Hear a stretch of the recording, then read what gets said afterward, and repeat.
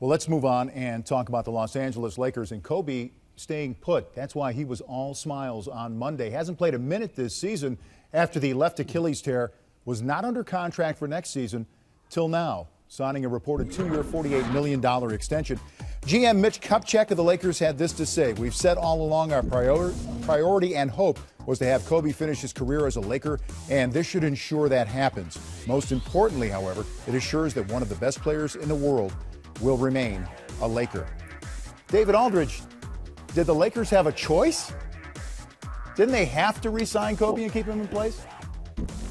They did. I don't know if they had to sign him for $48 million. but no, I mean, look, he's obviously, for a team that is floundering right now, let's be generous and say they're floundering. They needed to have somebody that could sell some tickets and give the fans out there some even grasping hope that they could be relevant the next year or two, because the likelihood of them hitting a home run in free agency and getting LeBron James or whoever they were hoping to get was minuscule, to be honest with you. I just didn't think that realistically they had much of a chance of getting anybody. So now what happens, and I think the key question now going forward is, what does Pau Gasol do?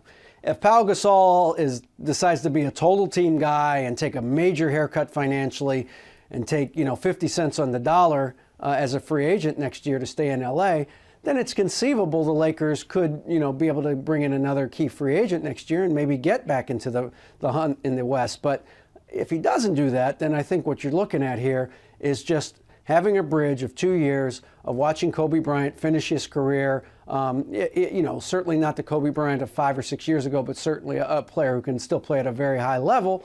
And I don't think it's a valedictory. I think it's a cold-blooded business decision. The only way you're going to get people interested out in LA in the Lakers is if Kobe Bryant's playing and playing well. So they had to get him re-signed. They paid too much for him, in my opinion, but I understand why they did it, because they had to make sure that there was some continuity going forward with the franchise and with Kobe Bryant. I think there was some sentiment that they wanted him to finish his career as a Laker, and I think he wanted that as well. Yeah, he's not the only guy being overpaid in Hollywood, by the way, Sekou. No, it's going around. There you go. For years, by the way. I think the other part of that is, if you are going to pursue anyone in free agency at all, I mean, if you're going to have any chance, if you're the Los Angeles Lakers, to go out and entice somebody to come play in a Lakers uniform next year, it's going to have to be with Kobe as a part of it.